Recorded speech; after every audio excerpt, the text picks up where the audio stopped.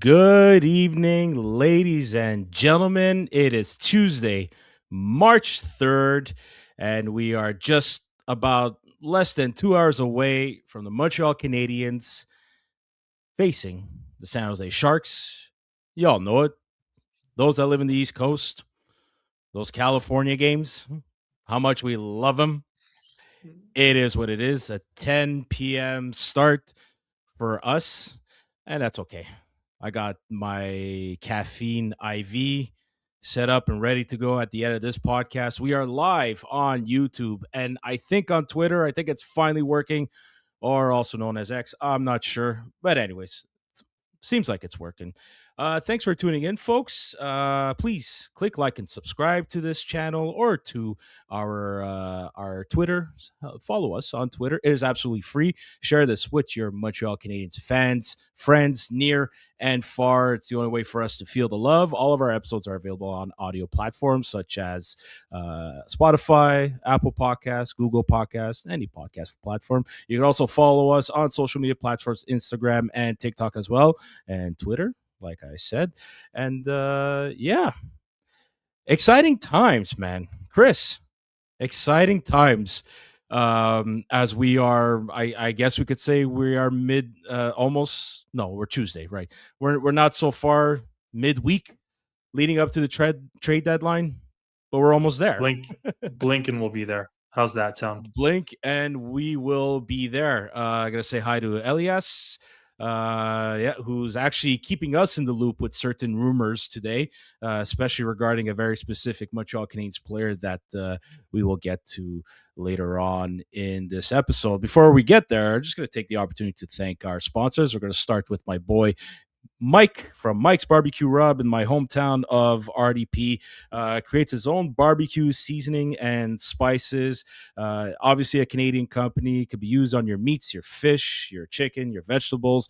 Hopefully warmer weather is heading our way. It's barbecue season. If you haven't started your barbecue already, well, we're getting there. So visit my boy Mike's Barbecue Rub on TikTok and Instagram. Visit his website, marksbarbecuerub.com, for more information. He also uses those same spices to season his kettle cooked chips, which are absolutely amazing. He ships anywhere and everywhere in Canada, folks. Support locals, support Canadian. Like I said, give my boy Mike some love on Instagram, TikTok, and visit his website for more information. And folks, whether you're up late tonight, don't forget to rub your meat. This episode also sponsored by Les Délices Lafrenière, some of the best pastries, cakes, cannolis, and we are in the month of March. So for all the paisano Italianos out there, or Italianas, our paisanos, it is San Giuseppe holiday.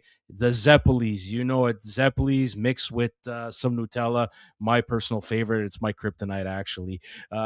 So they got 6 locations: Rosemere, Brossard, St. Julie, Montreal, West Point, Clare, and our hometown of St. Leonard. You can visit their website, lesdeliceslafreniere.com. You can follow them on social media. They got practically an Instagram page for every location. They are simply delicious, simplement délicieux.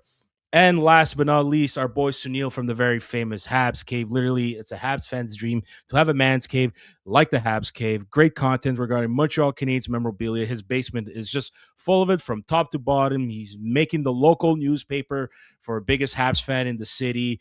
He's inspiring others actually across the nation and inspiring Habs fans across the nation to fill up their basements with Montreal Canadiens memorabilia. So give our boy Sunil some love. Not only is he a great Montreal Canadiens fan, he's just a great human being through and through, a great member of the Montreal Canadiens community.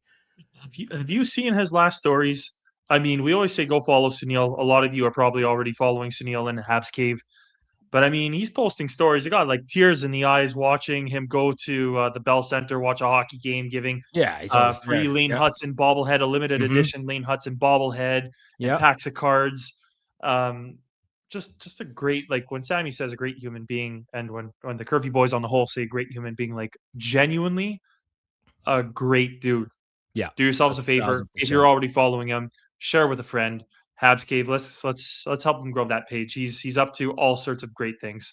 And a couple of times he goes on the road and he's posting stories, posting content, keeping basically Habs fans in the loop on these games, how they're going. Gives gives somewhat a bit of a tour and like in visiting arenas when he's on the road with the team. So yeah, man, absolutely, absolutely, absolutely.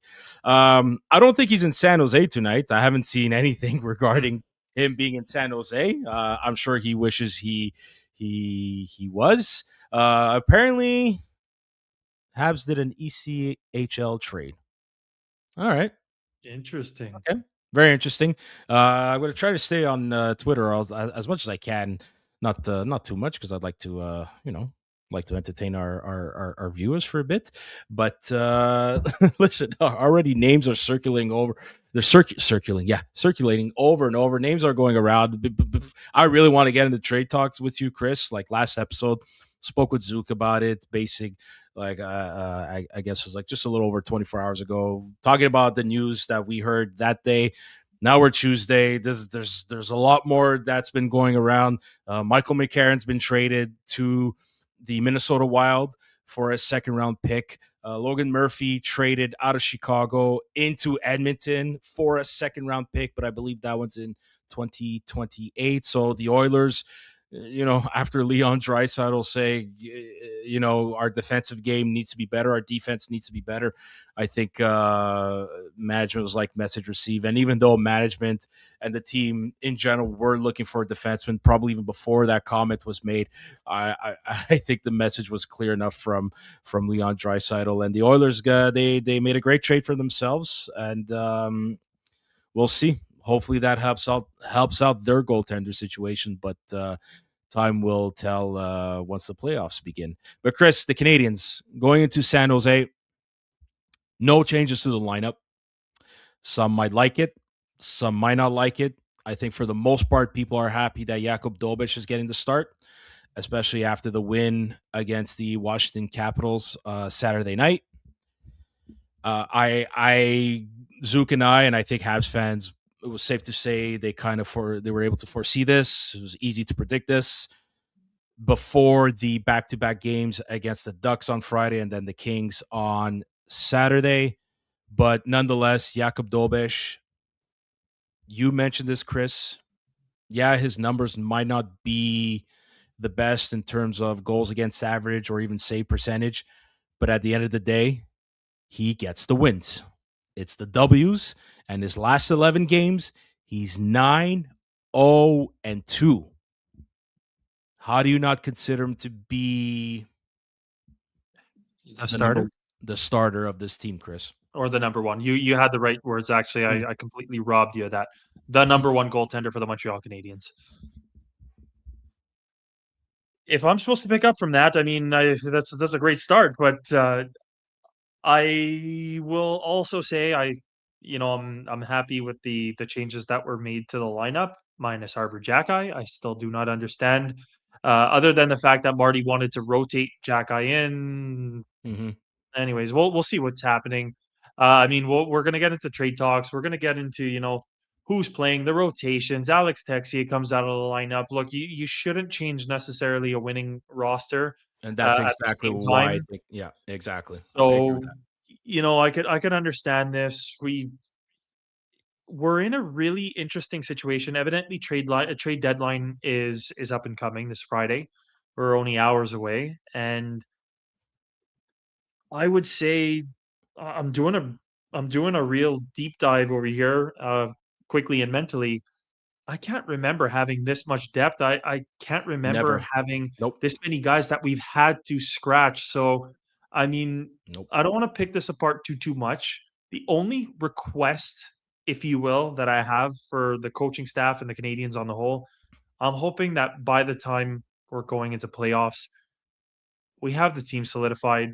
We know who's in, Yeah. and unless somebody is underperforming, that would be the only time that they're coming out of the lineup. So we'll see. There's still 20 plus games, Yeah. plenty of time for Cole Caulfield to get to 50 goals, right?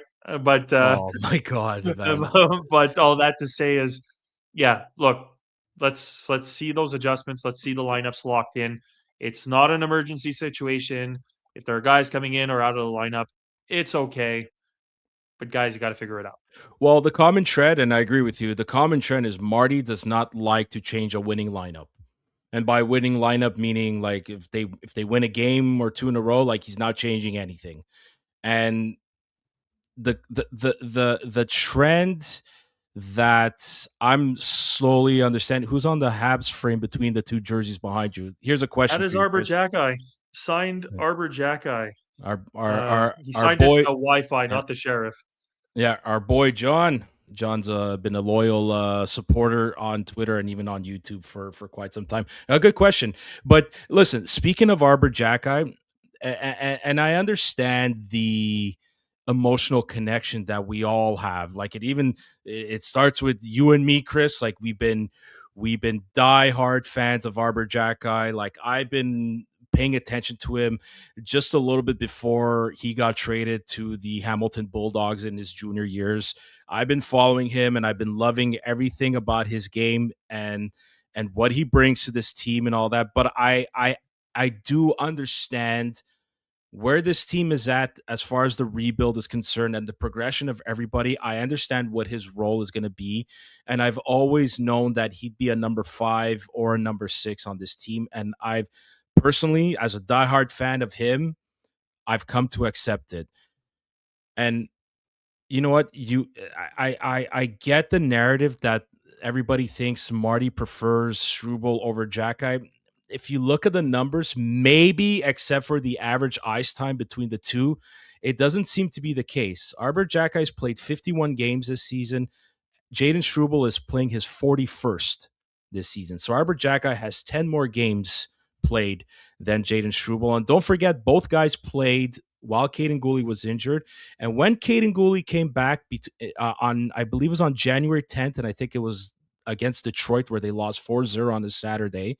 Since that time, up until tonight, as we're speaking live, I think that there's over 16 games, 16, 17 games they played. This is only going to be Jaden Struble like sixth or seventh game. So, like you said, Chris, there's no panic. I totally agree with you. There isn't a panic, but I do agree at some point in time when the games get more important than they are tonight, which is as far as we know, every night is going to be the biggest game of the year. The coaching staff, yes, they do need to figure out. Marty said it himself, though. I've never had to deal with this much depth and this much healthy players in my lineup. So this is a learning experience for him too. He's got it. He's got to figure it out too. And listen, the players, whether we like it or not, they need to make it tough on him. They need to make it tough on management because if they do, that's a really good problem to have. Yeah, it might be a problem, but it's a good problem. So from Joey Chestnut, playoffs are a war of attrition. We will need as much depth as we can afford to have. I think Hughes knows that, and that's why we were carrying so many players. Uh, I yeah, like that. I think that's a simple yes. Absolutely. Again, it's been a privilege. I mean, Mm-hmm. the chess pieces are well placed on the board. I think Kent Hughes, Jeff Gorton, they've done a great job offering that depth to Marty St. Louis, and I oh my god, I don't want to go down this path, but we've had a very long string of bad luck when it comes to Oh my, injuries. yep.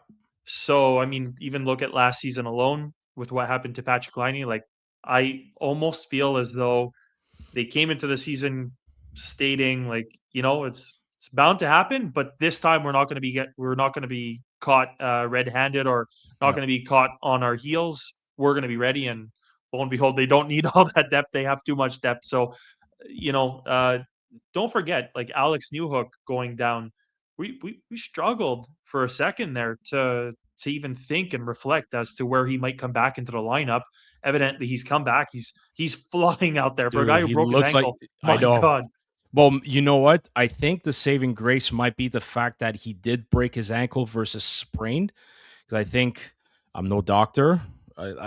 Take it from a guy who sprained his ankle and never broke his ankle. Like my foot or my ankle seems to be a lot worse than it had it been broken. But apparently, it's better if it breaks than a sprain. And I think that's why him too. He might have Wolverine healing powers because he came back a lot earlier than I think everybody was expecting, and he did not skip a beat.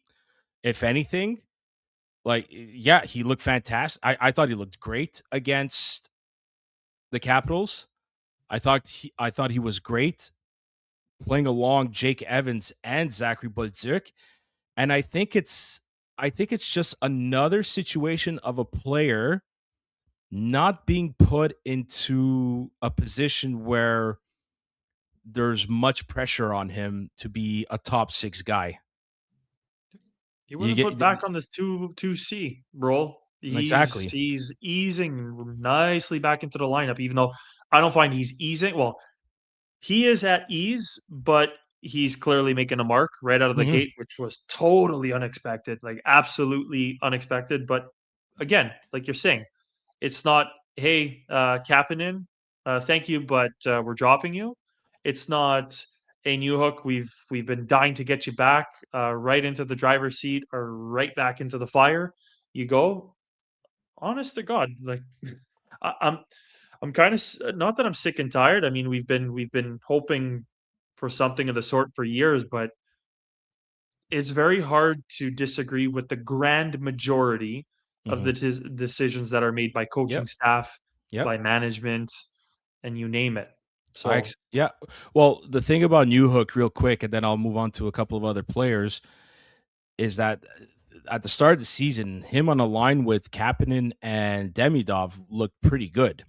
So I think maybe there was a bit of a concern. It's like, well, do you put him back on that line? Do you put Slav back on top with Suzuki and Caulfield?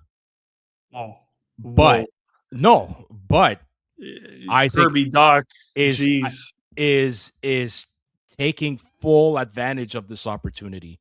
Yes, sir.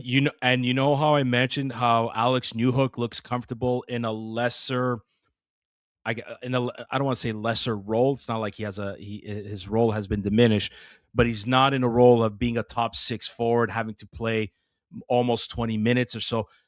To me, Kirby Doc looks so much more comfortable out there as a winger compared to a centerman. Yep. Don't put him at center anymore. Yeah, Don't. there's already Sam, there's already a logjam at the center position. There are guys in the like Owen Beck who can be Hmm. knocking at the door for Hmm. all I mean, I don't think that he's truly knocking at the door right now, although he would be one of those call ups if we didn't Yeah, already have definitely Valeno call it. Yep, and all Palau. these Yep, other yep. individuals in place. But Hmm. just to say, we have our centers, we have plenty of centers. There are trade rumors involving other centermen. I don't think Oh Kirby my Doc, god. like you said, Kirby Doc looks great on the wing. He, it'll allow for a lesser responsibility. That's just the reality of the position, Hmm. at least on the defensive side of things. And I, th- I think he's only easing into this spot now, and I think it's only going to go up. I'm also going to go out on a limb, and I'm going to say like third time's a charm. I think he's had two very serious injuries. Yeah. I think he's learned from them.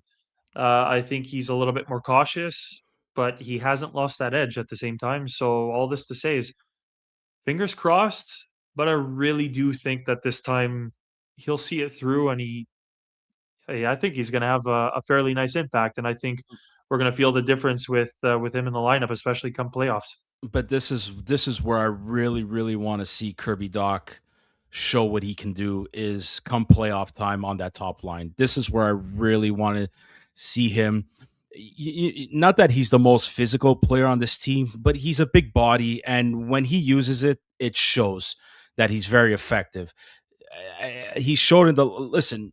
He doesn't have 6 points in the last 6 games out of a fluke. Like he's made the right plays in the offensive zone. He's done the right things by using his body, going into the corners, protecting the puck. Like he's sort of like another Slavkovsky, which is what Suzuki and Caulfield need. They need a bigger body type player with them, and he's taking advantage of this. And I really think, for one, I think the fact that it's another contract year for him is a bit of a wake up call. And I just think not having to deal with that 200-foot responsibilities that Nick Suzuki has I think it's a weight off his shoulders. I just think I just think it's that. I think he's matured as a not just as a player, but as a human being too. I think he had to do a bit of soul searching and had to, you know, find a way to maybe change maybe his mindset, maybe change something in how he approaches his game of hockey right now, maybe his role with the team, and I think he's found it. And if he could stay consistent, if he can continue if he could put up another point tonight or two, if he could help Cole score another pair of goals, or who knows, maybe even a hat trick, just to get that much closer to 40 goals, we're all in, baby. We're all in, man. We're gonna see a 40 goal score, dude. Like I keep thinking about it, and I'm just so I've never had that in my life. I've never had that in my life watching this team. I've never saw someone come to actually 4-0 goals on the season. Pacioretty was the last one, 39 goals. So close yet no cigar. The Cole Caulfield's gonna do it, man. He's gonna freaking do it. I can't believe it. I can't believe Yep. it. Like, yeah, it excites me. It's no, it excites me that and the notion of like we're still a ways away. Let's Mhm. not kid ourselves. But if he actually hits 50, first since Stéphane Richer, like that in itself, Jesus that would don't be get a me wrong, like we see the major 40 coming. accomplishment. It's Yeah, it's yeah. kind of written all over the walls that it's up and coming. But the 50 goals, that's man, it's been too long. It's been way too long. It's And been a so, long Dog, I'll oh stop. man, it's been brutal for He's that. at But 35 goals, man. He's at 35. Like, oh, come on. He's gonna reach it. He's gonna reach it. And that really pumps me up, man. One last player I want to mention. I really want to see Zachary Bolduc pick up from where he left off on Saturday. I think him getting a healthy scratch on against the Islanders last Thursday was a bit of a wake up call for him. And you know what? I know a lot of us are a little bit stuck on the thought and the idea like, look, after the Four Nations break last season, he scored like 14 goals, something like that. He could do it. He could do it. It's like, yeah, he could, but it's like I don't care much for goals from Zachary Bolduc. I care about him bringing energy, using his body. Like going again. I sound like a broken record, but go in the corners, like create some kind of spark, man. Make the opposition's defensemen give them a tough time. Make it difficult on them. Like be a pain in the ass to play against, and the points are going to come. Like he made a great play. Even it all started with Alex Newhook's rush in the zone, but the drop pass to Bolduc and Bolduc finding Mike Matheson rushing in the slot, like that was a beautiful play. Like it's little things like that they just need to continue doing. And if they can do that heading into the playoffs, man, we could create surprises and might even upset a team or two. I think so. I've got a very good feeling about this team. I don't want to go off on a tangent over here, but I really, really, really do feel something special about this Montreal Canadiens group. I think we're still very young.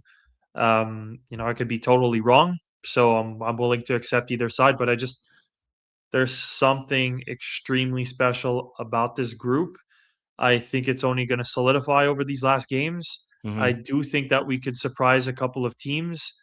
Again, we saw the X factor, the Bell Center alone. Never mind a handful of other items Yeah. and individuals. It's kind of nice to be the talk of the town in the NHL, and I mean I think that's a great transition to talk about the trade deadline and what we expect and what's up and coming because I think it could go either way. And I'm leaning Yeah. I'm leaning personally towards one direction. Not the Okay. band, by the way, or whatever. Okay. I really didn't think of that, but Chris, I think you opened the door to the main topic tonight. I'm gonna make sure that I give credit to the proper analysis for a bunch of rumors that were going around Twitter today. obviously we can't ignore it anymore. This whole Robert Thomas rumors to the Montreal Canadiens, how they want this. This is, and we're gonna make sure we reference the right people here, because we're just fans of this team. We're not analysts. We're not reporters. We see things. We hear things. We read things, and we're gonna welcome from South Korea the man himself, just in time for trade talk, my friend.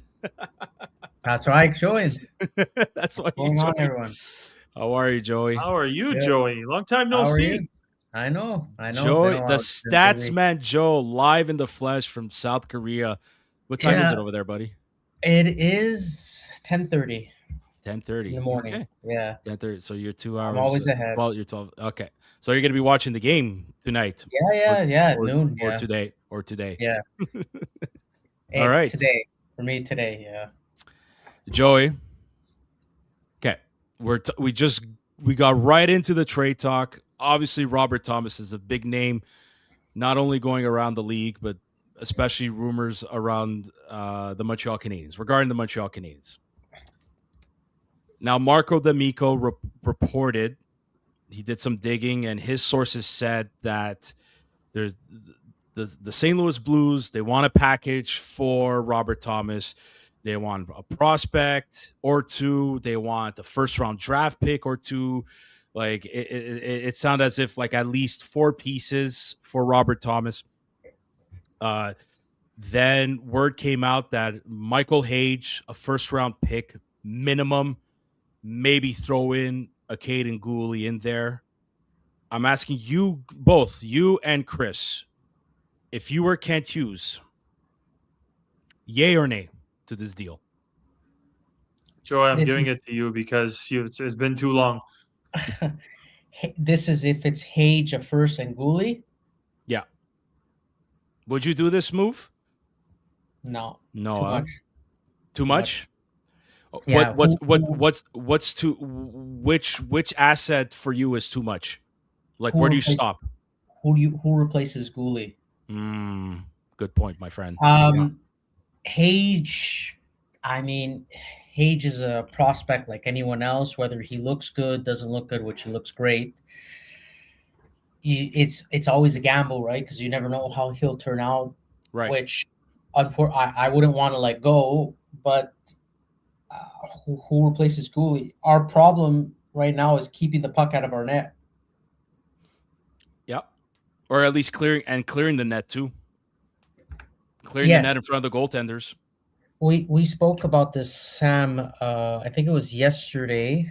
We mentioned Habs are 3rd or 4th for goals scored. Now, I'm not saying Thomas, that's all he's going to bring is offense, but again, I don't know, with the forward group, you're scoring enough to. Of course, I would love that second line center. I would still like to look into that, but you're scoring enough not to justify having to have another forward, at least offensively. Unless something goes wrong. The problem is on your back end. Now, Sam and Chris, if you ask me, if you want to go to, I know he hasn't been the greatest, and obviously the team hasn't been good this year in St. Louis, but if you want to go to St. Louis and ask for somebody, I'm thinking you want a cup run. Our problem has been in net. As crazy as this is going to sound, I say, why not take a shot at Binnington? You take a shot at Binnington. My God. I can't do it. Oh my God. You just set the wires fucking crossing in Chris's brain right now. Can't do it. No.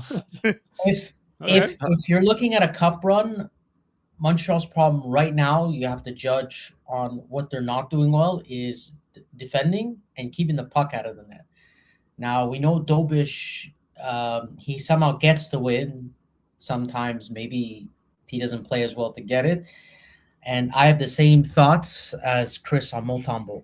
So, to me, if you're going to St. Louis, I would look at Thomas for sure. But Thomas, I told you, I would give up. If you tell me you're giving up Reinbacher in the first, I have my thoughts on Reinbacher. You're giving up someone who's plagued by injury for someone who's plagued by injury.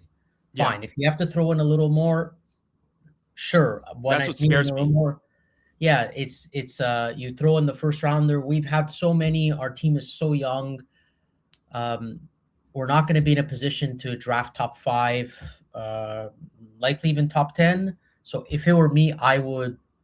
I don't mind throwing in a first for someone like Thomas because Thomas is 26. He's 26. Yeah. Yeah, He's just a someone couple. He's like a couple of months older than Suzuki. yeah, you can build having Suzuki and Thomas like, but to me, giving up. I know Gooley is plagued by injuries as well, but it's just our problem is we're deepening our problem, or we're making more of a hole by giving up Gooley. Who replaces Gooley then?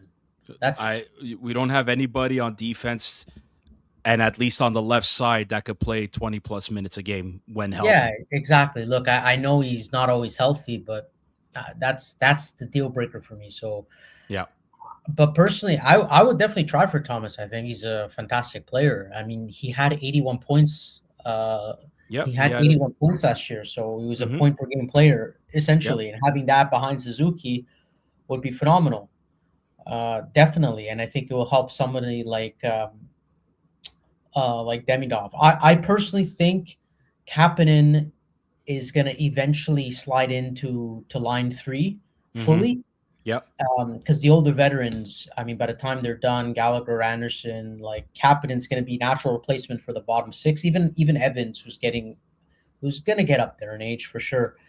So I would still think you'd fill that slot on the second line, and Thomas I think would fit perfectly. I just wouldn't give up Gooley, but yeah, why not? I would try for Binnington. I'm telling you. I mean, goaltending. Hey, he does it in the playoffs. I know he's not having the greatest season, but Binnington does it in the playoffs. So He was great in the Four Nations. I thought he was great in the Olympics. It just, yeah, exactly. he's calm. He's Yeah. calm. Look, if Chris, you really want a cup run, I'll just sorry, Joe. finish Yeah, off before yeah, yeah. handing to Chris. If you really believe in a cup run, to Okay, me okay, he's one of the players to go get. okay. All right, that's That's interesting. how I see it. That's an interesting take. Oh my god.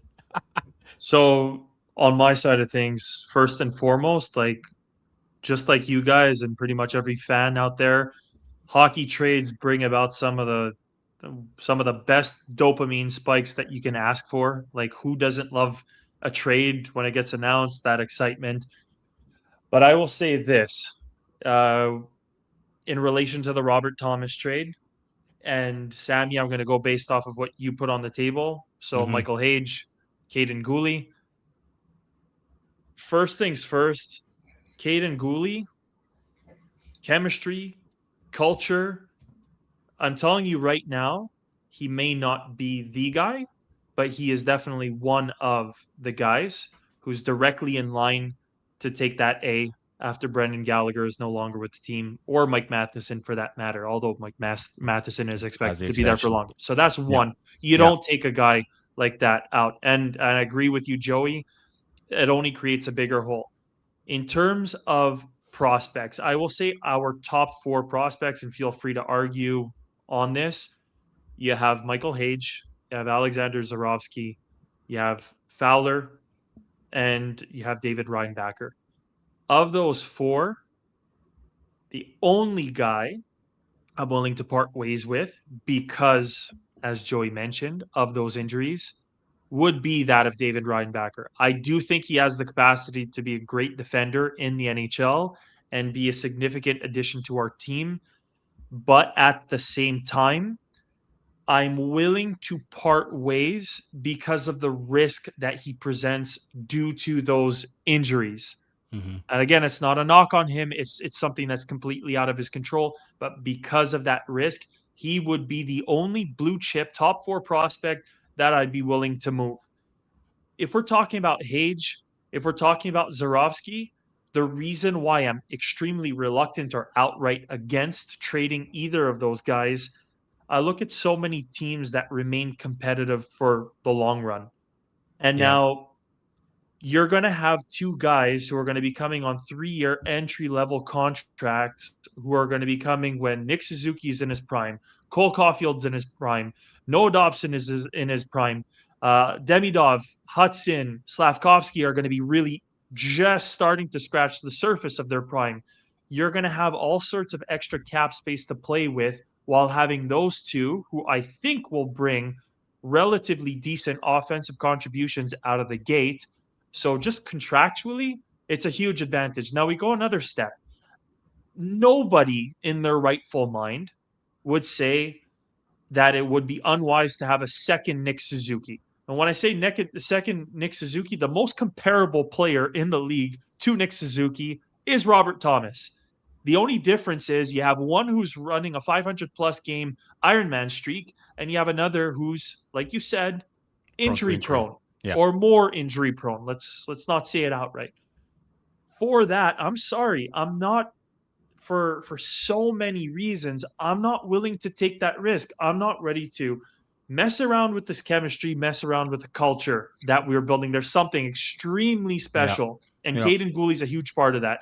Those two offensive prospects in Zarovsky and Hage, I think they will be something special. And I do think that they potentially, as ridiculous as this might sound, have higher ceilings than Robert Thomas, especially if Robert Thomas continues to be injury prone. So do I really want another second line center? Absolutely. But I just do not feel that the price is right for him. And then Joey, because this really set off the alarms, in Sammy's case, the fire alarms. But I have to say, if we're going to go for a goaltender, I would lean 10 times more towards Sergei Bobrovsky. Really? At his age too? I would absolutely. Don't get me wrong. I'd rather see Dobes get game one out of the gate, but I would not mind seeing. Look, send Sam Montembeault back down to Florida. Tell them that they made a mistake in putting him on waivers in the first place. Go scoop up Sergei Bobrovsky, and you have a true veteran, all-star goaltender in the mix. Well, apparently, Florida is they're looking to extend Bobrovsky. Yeah, Chris, if you're talking about goalies, I was focusing solely on St. Louis. So if you're talking about other goalies, okay, then maybe I'll consider Bobrovsky, but I don't even think he's on the block. Bobrovsky, I mean, there's discussions that what I read real quick, but I think Florida's leaning more on just keeping him. I mean, Jordan Kyrou, I mean, his name is not much out there. His name was out there at the beginning of the season. Now I'm not so sure. Yeah, good player, but again, to me, a lot of the narrative changed up front when we're starting to see Kirby Dach play well. And another light bulb went off when, again, Marco D'Amico reported that the Canadiens inquired or were curious to know what it would cost to land Ristolainen from the Philadelphia Flyers. The Flyers told him a first-round pick and a prospect, I believe was that. Though I might be misquoting here. And the Canadiens were like, all right, cool. Thanks. Ciao, bye, Danny. So I'm wondering if the Canadiens are looking more towards a defenseman rather than a forward. You know what I mean? Yeah, if we're sticking with St. Louis, well, Justin Falk, his name is out there, right-handed. Colton Parayko, his name is out there. I believe he's right-handed too. So I don't know. Now there's rumors. I think here, let me make sure I reference the right person. I think it was Herb Zarkowski that said that the Calgary Flames now are interested in Arbor Xhekaj. Okay, as the man with the guy's photo on the signed photo on the wall, let me jump on this. Yeah. I don't want to look. I don't think it's limited to the Calgary Flames. I think there are 31 other teams that would inquire about Arbor Xhekaj if he was available, and they could, the Calgary Flames could be making noise about it and putting it out and trying to stir the pot. Doesn't really matter. Mm-hmm. I will say this. I think one of the biggest reasons that we're also seeing Struble still in the lineup at this point, I would not be surprised that they are shopping him. Me The neither. reason why I'm saying this, the Montreal Canadiens have another Jack-eyed brother in their system, Florian. Now, look, there are brothers. They're the Shen brothers who didn't play together. They're the Hughes brothers who Then weren't playing together. Van There, look, Riemsdyk. there are a lot of brothers in the NHL who do not play together, but there is always an interest in having I think there's a genuine interest in having the two brothers playing together. I do think that it brings an even better chemistry. I do think that it's good for both of those players, and I do think that the Canadians are very high, not on Arbor, but especially on Florian. And I Florian. think having Big Brother Arbor there is going to be a huge added value. And for that reason, I don't think I'm not stressed. I'm not going to lose sleep. If it happens, I'm going to be devastated, but I'm not going to lose sleep on Arbor Jackeye being traded. I think the day might come where he might be more of a seventh defenseman, not even a sixth, but he's still going to be within the organization. And I do think it's that brother dynamic. It's not the Kostitsyn brothers doing all sorts of illicit stuff off ice. I'm not going to make any accusations, but I'm just saying those are the rumors that went out and about. I'm just repeating them aloud. These are two young guys, great attitude, loved by the team. And for that reason, again, I don't think Arbor Jackeye is going anywhere. I think that it's a silent poker game to kind of showcase Jaden Struble. Because if there's anybody who risks sitting out and you want to get that seventh defenseman, as you guys are talking about, that sixth defenseman, that right-handed defenseman, or just another veteran defenseman, I don't know. You ask me, I think Jaden Struble would be one of the first guys. Not to mention the name of Adam Engstrom, which is popping up everywhere, but that's a whole other story. Well, the big name regarding the Montreal Canadiens and trade bait is Patrik Laine. Dave Pagnotta of the fourth period, he reported this. I'm just going to pull out his tweet real quick here. Trade talks surrounding the Montreal Canadiens winger Patrik Laine has picked up a little bit more, and I'm told the LA Kings are circling back on him. Other teams in the mix too. We'll see if Montreal retains 50% of his $8.7 million AAV, but expectations remain high that he'll be moved this week. It's too bad that it's come down to this. Chris, early on this episode, you mentioned Patrik Laine.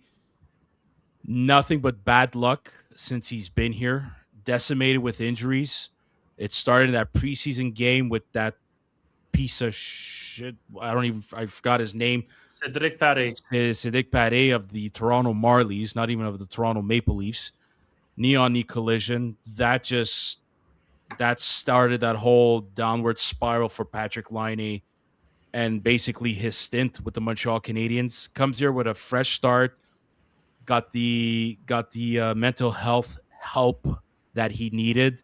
Found a new love for the game. The team basically welcomed him in, right away. And I just think now, like, with the injuries that he had and injuries to other players too, like we mentioned, New Hook before, guys stepped up. Oliver Kapanen stepped up.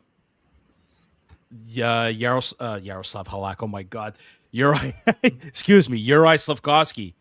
He stepped up his game big time as a winger, right? There was a bit of the experiment, Zachary Bolduc, and then that wasn't working. They went to get Texier. He's scoring a hat trick against the Florida Panthers. He's putting up goals. You know what I mean? Kirby Dach is back. He's looking good on the top line. There's just no room for him anymore. There's no room for Patrik Laine anymore on this team. They've been scoring goals without him. Joey, you mentioned the Canadiens. They're one of the top five teams in the league with most goals. They're third or fourth, yeah. I don't have the numbers in front of me, but imagine they're doing this without a known 40 goal scorer, close to 50 goals. They're doing it without him. They're doing it without him on the power play.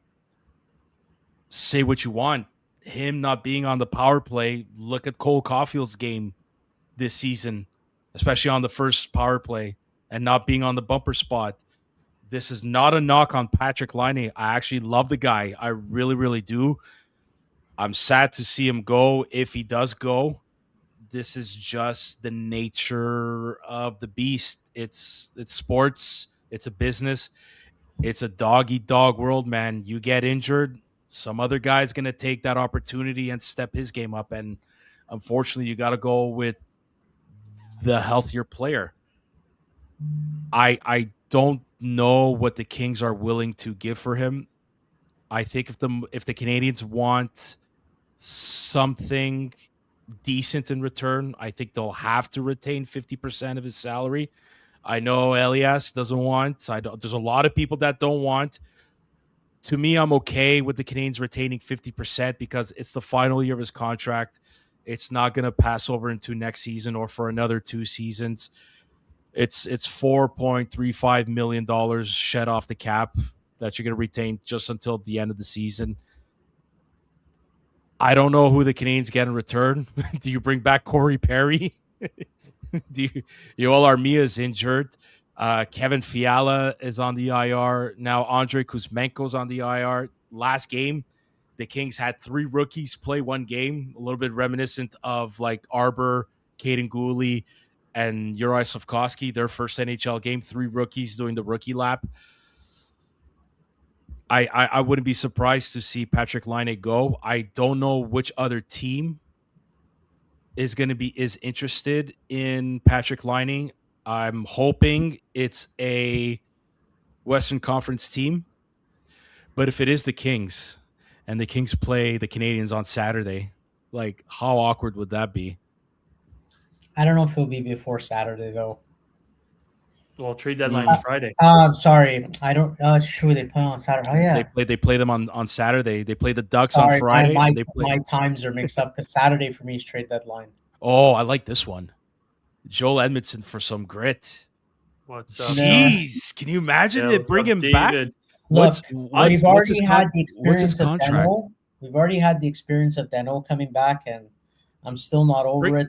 Bring the band back together from the 2021 playoffs. No Edmondson, no Jake Allen.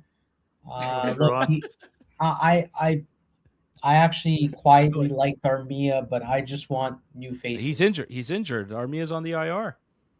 Even if he was available and he wasn't injured, I just want new faces. We already had that experience now with Dano. I don't want to see it with anybody else. Please. I wouldn't be surprised. You're not liking Dano? I wouldn't be surprised if, and I don't know who, I'm trying to look over the list over here, but I wouldn't be surprised if the Canadiens get a minor league player just to help Laval with their playoff run. I don't think the Canadiens are going to get a guy that's going to be with the Canadiens long term. Just considering how the Canadiens acquired Patrik Laine to begin with, basically Jordan Harris, and you got a second round pick for Patrik Laine. I don't think the return is going to be much. I wouldn't be surprised if the Canadiens get a second round pick in return. I'm just double checking what the Canadiens have in terms of picks this coming draft. They do have a first round pick, and I believe they have 2 second round picks. Actually, no, they have two fourth round picks. So they have 1 first round, 1 second round, 1 third round. I wouldn't be surprised if they get just a second round pick and a minor league player in return for retaining 50%. This is a funny comment. Maybe Alsner is available. Jeez. You know, Samuel, on the great comment, Garrett James. That's a good one. I do want to jump on one specific point, and it was brought up directly by our general manager. He said, if the time comes and the boys are ready to compete, I am willing to overpay. Now, Here's where I want to make the clarification, and this is what I genuinely feel. The one way to overpay without it hurting is going to be via draft picks. And the reason why I say that is because we have most of the roster spots locked in for I want to say the next 5 to 10 years in most cases. Again, the bottom 6, that's up for debate. You can always go get more seasoned players from other teams. It's not an overwhelming cost. But for those top 6 or top pairing a type defenseman or a top goaltender, which they won't need very soon with Jacob Fowler coming in, all that to say is I do think if there's going to be an overpay, it has to be via draft picks. If you have to throw in an extra first rounder, I understand that it hurts. Like I really understand that you don't want to just be throwing away first round picks, but let's take a step back and really analyze it from a bird's eye view. How many more prospects? You always need to continue replenishing that pipeline. Like as a guy who's in sales, pipeline, I hear that all the time. You have to make sure that you have the next wave of players that are going to be able to come through and come up. But we do have such good players and we do have such good prospects. I'm pretty sure that they're going to lock in these positions. So by all means, if Kent Hughes wants to overpay and wants to go get somebody, evidently there's a cap that has to be shed. But at the same time, fans, if he overpays and uses draft picks, like for the love of God, that's got to be the avenue he's got to take. Yeah, that's true. I remember now him saying that. Uh, you know what though? I'm circling back to the whole Michael H thing. I know Chris, you mentioned maybe David Reinbacher would be the player. I think part of me is wondering, out of the two forwards between Hage and Zorowski, I think the Canadians would. And I'm not saying they would do this. I'm not saying that. I just get the feeling if you had to overpay for somebody that you know is going to help this team right away and hopefully for the long term plan, like Kent Hughes always mentions, I think they'd rather give away Zorowski over Hage. Sam, recent reports from places like Upside Hockey, Mm-hmm. I think the hockey writers, I'm not sure, and I saw it. I don't know if it was a French reporter. They Mm-hmm. have Zorowski higher in Montreal's prospect pool than Hage. Yeah, they real dude. I think we have to, and it's tough to truly follow what's going on in Russia and the KHL, just with I guess with the time difference and with the it's not easily available to watch games in the KHL, at least us here being in the West. But I think we need to realize that what Zorowski is doing with his team at 18 years old, with not much help before Kuznetsov joined the team, like, yes, it helps when you're given ice time and minutes compared to what Demidov went through. But what Zorowski's doing at his age is pretty darn special. And again, I'm not saying the Canadiens are willing to trade him. I'm not saying they will trade him.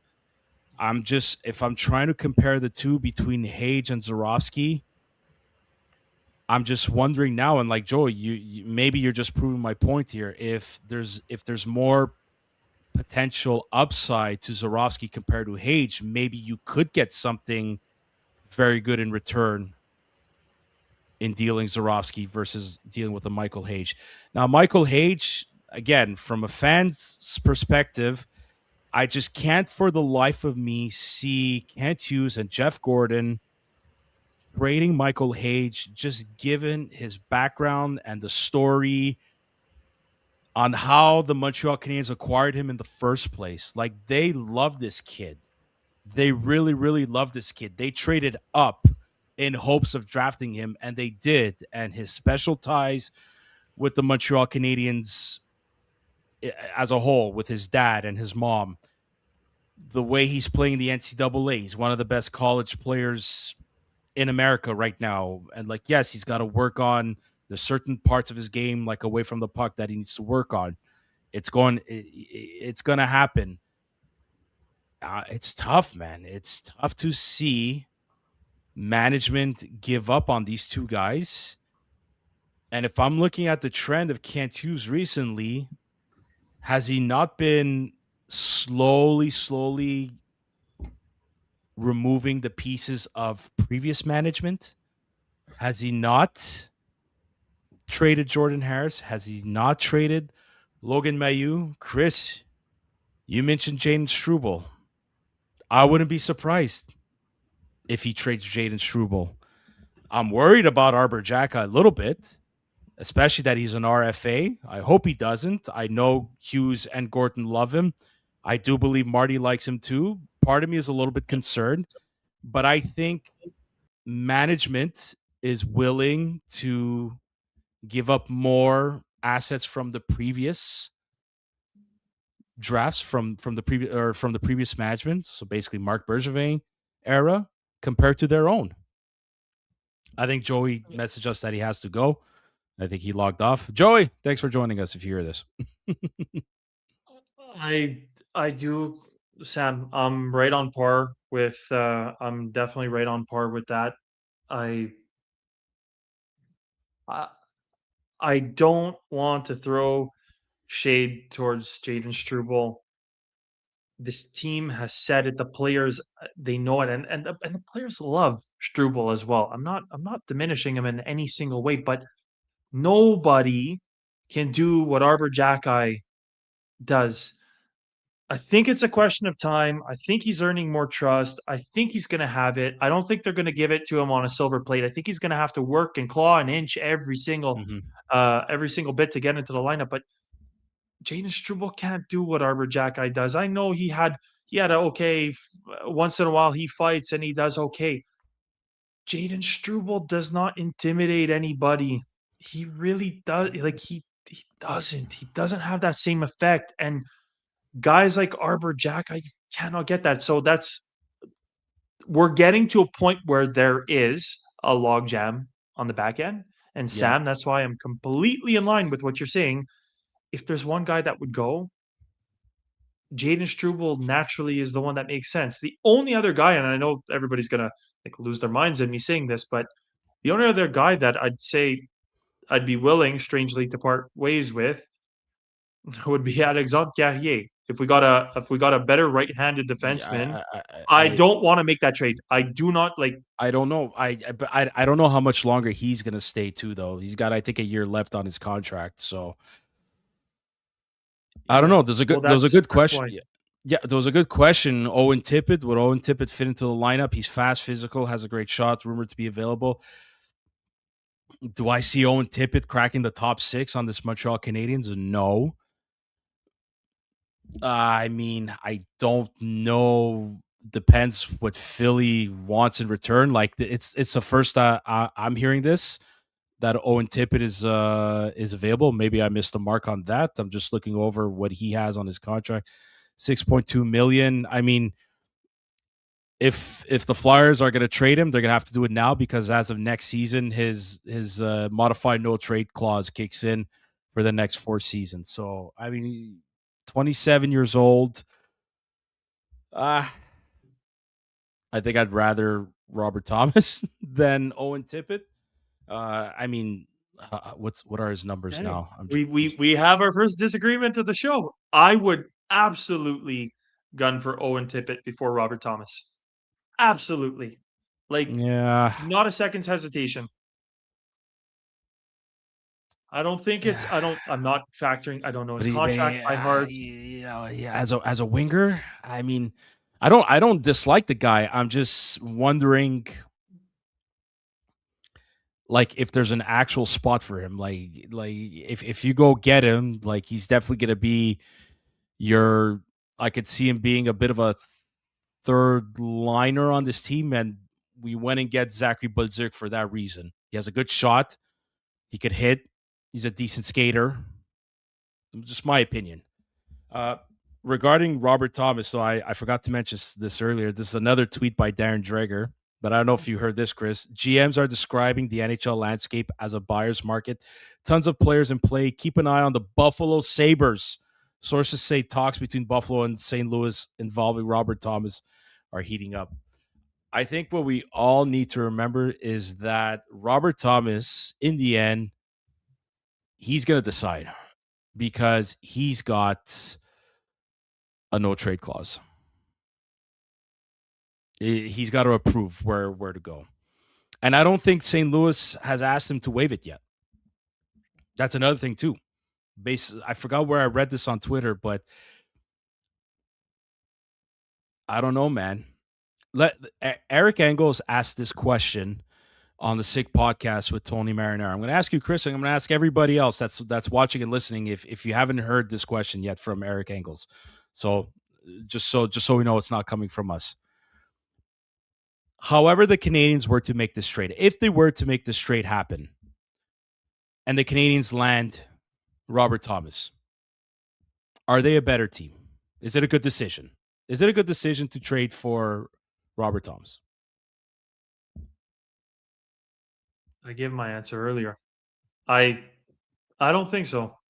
Okay. I think in certain regards, offensively, we have a little bit more production. Mm-hmm. But again, you risk tampering with all sorts of other factors that can't and don't go on paper, like chemistry and personality and culture. And that's why, Sam, that's Mm-hmm. why it's 2 years back to back. Nick Suzuki is going and pleading That's with his true. That's a respective good point. GM That's a good not to point. trade anybody. Yeah, that's a And very that good to point. me is That's a good point. it's a telltale sign they are not ready to lose anybody. Dude, I thought, and I'm glad you mentioned it because I thought about bringing that up, but you make a very, very good point. The only disagreement I'm going to have with you is I think the Canadiens are a better team with Robert Thomas in it. And my finale is my final thing is this. This is what Eric Engel says. Like, if the Canadiens do trade for Robert Thomas, is it a good thing? I think so. But if the Canadiens don't trade for Robert Thomas, is it a good decision? I think so too. I think so too, because, and I'm also going to say this. I do think the Canadians are a better team immediately Mm-hmm. if they do trade for Robert Thomas, given that they are not giving away a key roster player like a Gouli. If they end up giving the blue chip prospects for Robert Thomas, that's a different story because yes, the team is Yeah. automatically better and you haven't given anything away. But the other telltale sign that if the Montreal Canadiens do not trade for Robert Thomas and they are banking, there you go. You took the words, Sean McIntyre. You took the words out of my mouth as they were coming, but that would indicate that the Canadiens are confident with the prospects that they've already picked up, that are already in the system, that are in development, and they are not banking on this year or next year or potentially the year after, even though the year after the third, like 3 years from now, we're going to be pretty damn competitive, I think. Mm-hmm. It would be the message that we've got all that it takes. This is a question of time and patience and development. So I'm good with either or. Like I said, I'd love to see a trade. I would love to see a big right-handed defenseman. Like if we had the opportunity to add a Colton Parayko, what does that cost?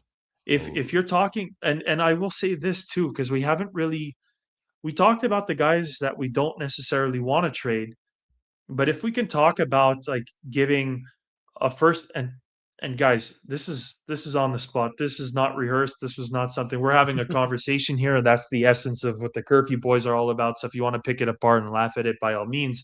But if you're ready to pay a first round, a second round draft pick, an Adam Engstrom, and even go as far as throwing in an Owen Beck into the mix, I still think that is an overpay for a guy like Parayko. I do think, but I am willing to make that type of overpay to get a guy like that onto the roster. Or if it's, let's say, Jaden Struble, Owen Beck, or Adam Engstrom, a first round pick and a second or third round pick. Again, call it an overpay, call it what you want. I'm willing to sacrifice our overpay with those draft picks. And I'm willing to sacrifice guys that have not yet made the team or don't have a key influential role that they're playing on a night to night basis, game to game basis. So that's my stance. I'd say as a fan base, keep an eye on Owen Beck, keep an eye on Adam Engstrom. Those I think are two big names that are knocking at the door that could play NHL minutes on another team. And I like what Sean McIntyre, the big trades don't have. Sometimes they do, but they usually don't on the trade deadline. It's in the offseason. Yeah, that's true. Like I'm looking at Colton Parayko's contract. Like he's got another 4 years after this season at 6.5, 32 years old. It's a little rough. Yeah, yeah. That's a bit of a we've seen worse contracts, but this one is a little bit this one's risky. Whereas Justin Falk at 6.5, he's got 1 year left on this contract. Maybe. And he's 33 years old. So I don't know. It's tough, man. I think at the end of the day, okay, it could be wrong. I'm going with my gut here. Gut feeling. I think the Canadians only trade Patrik Laine. I don't think they go get Robert Thomas. You don't think That, there's any other depth move? nah, I mean, I know Vincent Trocheck is saying he wants to stay in the East. Would he be willing to come to the Canadians? First of all, let's see what kind of contract he has. Does he have a modified? Does he have a no trade? Vincent Trocheck, he's got a 12-team no trade list. He wants to stay in the East. He's got 3 years left after this one. Joey's back. Looks like Sorry his about meeting. Yeah, I had a short meeting I had to take care of. It's all good. Vincent Trocheck, 3 years after this one, 5.625 million, 32 years old, wants to stay in the East. I think there's rumors that Carolina wants to bring him back. I mean, Vincent Trocheck too, as a second line center, face-off winner. Well, was very good at face-off winner. Yeah, very good at winning the face-offs. Maybe Vincent Trocheck, maybe. However, the only thing that I'm feeling resistant about Trocheck is that I don't think they want to make any dealings with the New York Rangers, especially Jeff Gordon. I don't think Jeff Gordon wants to make any dealings with the Rangers. That's my feeling. I don't know. I could be wrong, but I don't know. Like Nazem Kadri, like I like him. I don't like his contract. I really don't. Ryan O'Reilly, he doesn't want to leave Nashville. Come here. Yeah. You don't. I don't. I don't know if he'd want to come here. I don't know. Mario Ferraro, maybe. I don't see Mario Ferraro being a top 6 player for the Montreal Canadiens. To be honest with you, not for now, at least. Yeah, Chris. I don't know, man. I don't see the Canadiens doing much, and I think you bring up a very good point. It's that it's a second season in a row now where Nick Suzuki is pleading, don't change anybody. I think he'd understand if Patrik Laine has to go, but I just don't. I don't think anybody's leaving except for Laine. That's it. I don't think anybody new is coming into this lineup. Like you said, Sam, I foresee maybe an addition. I definitely see Laine going. Um, again, I'm sad to see him go. I would have loved to have seen more of him here in Montreal. Wasn't meant to be. Yeah. That said, again, I think Laine, like you said, Laine gone, no big move, maybe the addition of one defenseman. And the only, like I said, the only roster player right now that I fear leaving would be Jaden Struble. Yep. And in terms of those prospects, maybe like you said, a couple minor league contracts. But at the same time, those guys are not going to move just for the sake of moving. Those are prospects that you give in a bigger, grander trade. And I want to see those guys. I want to see Owen Beck. I want to see Adam Engstrom there for the playoff run, and I want to see Laval win. Like I Yeah. really think that there's a realistic opportunity for them to win the Calder Cup. So it might be far more quiet than we think. Yeah, I think I'll so. leave it at that. And maybe like I said, maybe I don't know, maybe a minor league player just to help Laval out for this playoff run. I don't know. Now, I kind of want to end off the episode on this question though. Let's say the Canadians don't manage to trade Patrik Laine, and like I'm not looking at the cap where they're at and all that. Like, if you have to activate him, you can't keep him on IR for the rest of the season. Again, this is just hypothetical. These are hypothetical questions. But if they don't manage to trade him, like, you can't keep him on the IR forever. And if they do activate him, somebody's going to have to go. To me, I see Joe Veleno getting sent down. Yeah, I think I agree with that. That's that. Again, this is just hypothetical. I'm not saying this is going to happen. I truly believe Patrik Laine's days are done with the Montreal Canadiens. Yeah. What?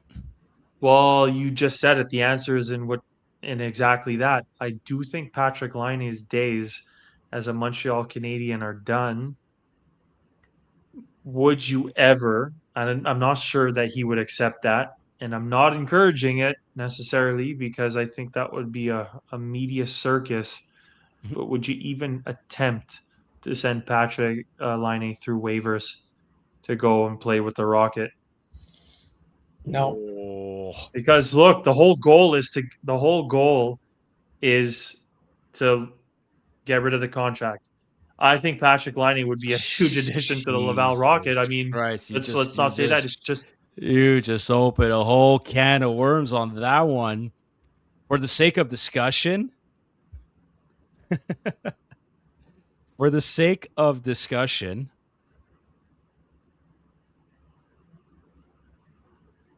Jesus. I just think he wouldn't go down because it would be his. I think it would be his personal decision not to accept going down to Laval. So, I mean, that would be the biggest issue. So it might result in like a suspension or something like that because he's not reporting to the team. But maybe you tell him, look, Patrik, there's no plans to have you here. We're sorry.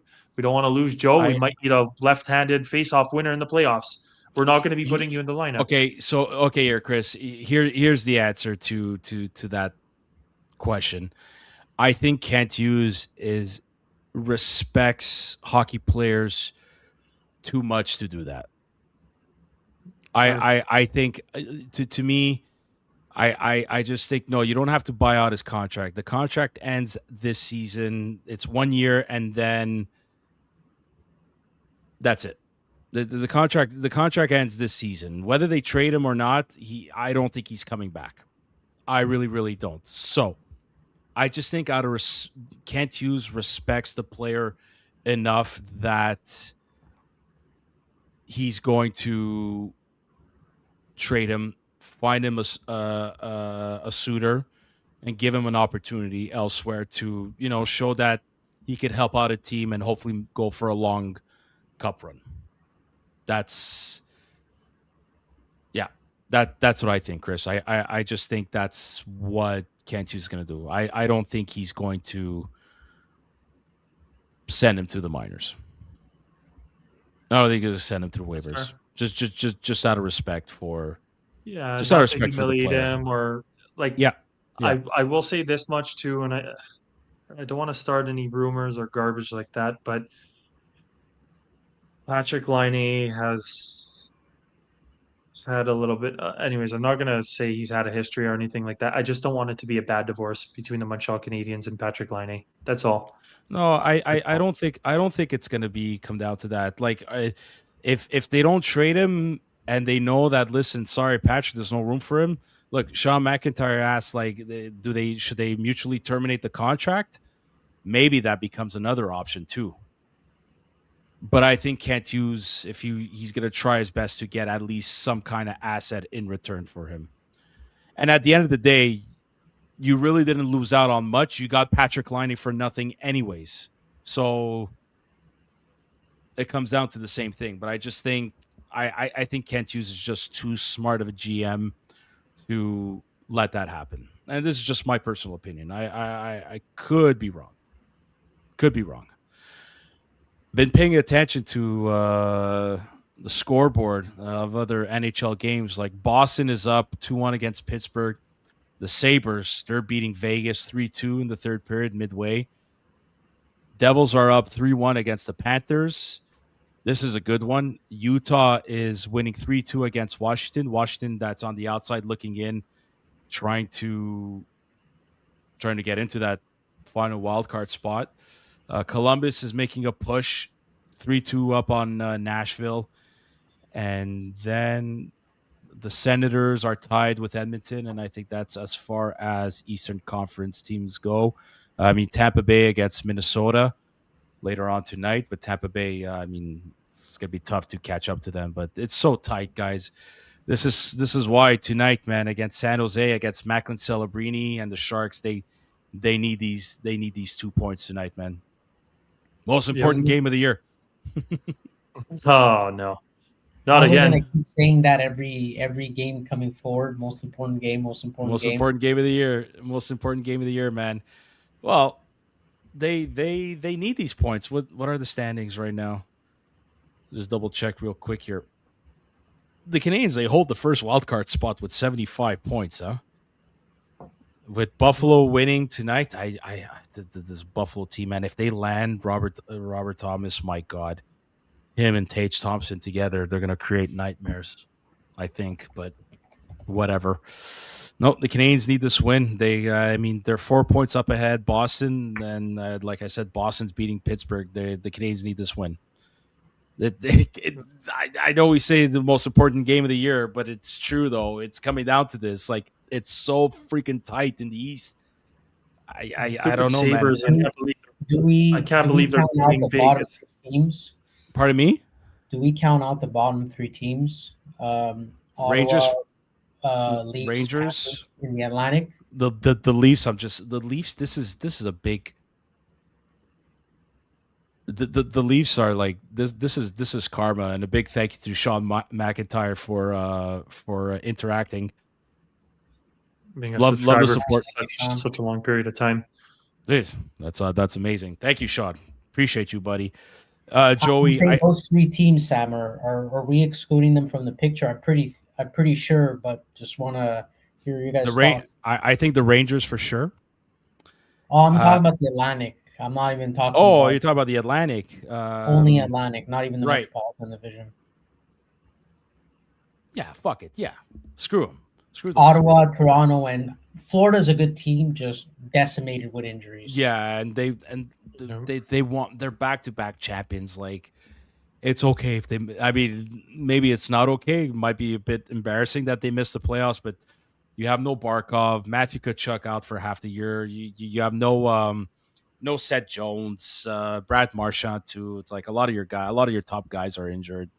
Like, for sure, man. They battled it out the last 24 months to win the cup twice. So that's okay. Toronto, this is karma, man. This is what you get for being cocky bastards and for running Mitch Marner out of town the way you guys did. This is karma towards you. I think so, Joey. I mean, I don't know now. Now I'm doubting myself. Yeah, I think so. 66 points. It's still 6 points out. Yeah. I don't know if it's safe to say, but I think we could slowly start considering them out. Okay, Devils for sure, Rangers. So then, who would we be competing with a spot? It's 2 of Montreal. Well, obviously Buffalo, Detroit. 2 of But Detroit, man. It's funny. I think it was Sean McIntyre. Like, some teams, they go all in. They want to fast track their rebuild or whatever. I think Detroit is one of these teams, man. They're going to go all in, guns blazing, to make sure they acquire a piece or two to make this team better, and so they don't have to. So they can at least claim they're going to want to compete against Buffalo and maybe even against Tampa to take the top spot in the Atlantic. I see Detroit making splashes, man. One thing I don't like with Detroit, not saying I've watched their games, it's they tend to go on. I think they tend to go on streaks where they lose 3-4 and then they win 3-4. It hasn't been as consistent from what I've heard. I'm less worried about Detroit and more worried about Buffalo. Okay, because Buffalo is more that they started off. Jeez, Buffalo 500, but then just I don't get Buffalo, man. Like, I don't want It's to been a while. Like, I don't want to it's piss off Habs fans, but I think I might. If we don't face them in the playoffs at all, I think I might be low key rooting for them. I don't know why. I think out of pity, yeah. I don't self have pity, any hatred with Buffalo. I'm with self you. pity for the past 2 decades or something. But speaking of Detroit, like I think right now, like John Gibson, when I'm seeing he's out day to day with an upper body injury, so they're probably a bit worried about that. Yeah, it could be. It could be. I think Montreal in the end is really got a battle for top three and beat out Buffalo or Sabres. But Hmm. if not, then you're then competing with Boston. Beating Washington was huge because they're the first team out of the wild card spot, Yeah, right? And they've yeah, also played three more games in Montreal, so yeah. they're six behind. And then I don't know. I haven't seen enough of Columbus and Philly to really gauge like what they Yeah, can do towards the end. but I think Columbus and Philly they're a little bit in like Montreal situation where like it's a lot of young guys and they made trades to acquire a couple of guys now and they're still trying to get into the rhythm of things. I feel with both Philly and Columbus and but Columbus too. They're fighting. They're not far off, man. They really aren't. Like Washington's fighting too. Philly, Philly, it depends, man. Sometimes they look good, sometimes they look terrible. So they've been inconsistent. I think Washington, I think age is just catching up to them a little bit too. Yeah, no, the Canadian. I do not want. I want the Canadians to make at least spot 3 or 2 in the Atlantic. So either we face Buffalo or Detroit. I think we could have a good shot facing them. I don't want to face either Tampa Bay or Carolina in the first round. That's just my opinion. But we'll see. I don't. Yeah. There's 23 Yeah, games left, man. yeah, yeah. I don't want to face Tampa. To be honest, I don't want to face Buffalo. So Buffalo gives us so much trouble. I know Buffalo gives us trouble, but call me crazy. I think we could. I think we could take them personally. If you really want, if you're really asking me what I really want to see, I want to see Montreal Detroit. I want to see an original six matchup that we haven't seen That, I since maybe since oh my god, I don't know if it was the 70s or the 80s. I wasn't around, so I was gonna ask you both, um, realistically as well. Who would you want Montreal to face in the first round? Reason I say realistically is I don't think Islanders or Penguins are realistic options because I don't think neither will catch up to Carolina. So then it would no, come no. down between Carolina, Tampa, Buffalo, or Detroit. And for me, it would be Detroit. I think Detroit would be the team I want Montreal to face, Mhm. not for the original six.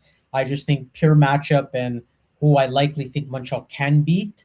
Not saying I think they can beat them all and also lose to them all. It's so tight, but if there Yeah, was one I team to agree. choose, it would be Detroit for Yeah. me. yeah. Yeah, okay. I see what you're saying, but I feel the same way that like with Detroit, like either we could beat them or they're gonna beat us. Like there's no Yeah, you're right. It's that I don't tight, but know. if you ask Yeah. me from the rest of the teams, Yeah. well, No, Tampa I hear still you. give me nightmares, and Yeah, same. Buffalo. This whole season, Buffalo for me is just they have just the way they play has just killed Montreal. Well, that's I Sam Montembeau also on nets for some of those games because the two times that Jakub Dobes was in nets against, it was 4-2 wins, 2-4-2 wins by That's gonna him. be a But big I decision.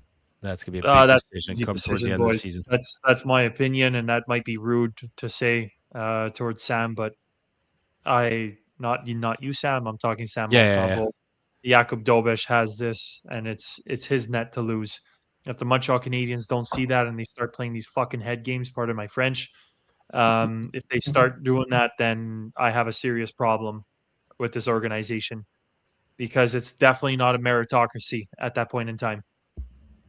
It's a dictatorship.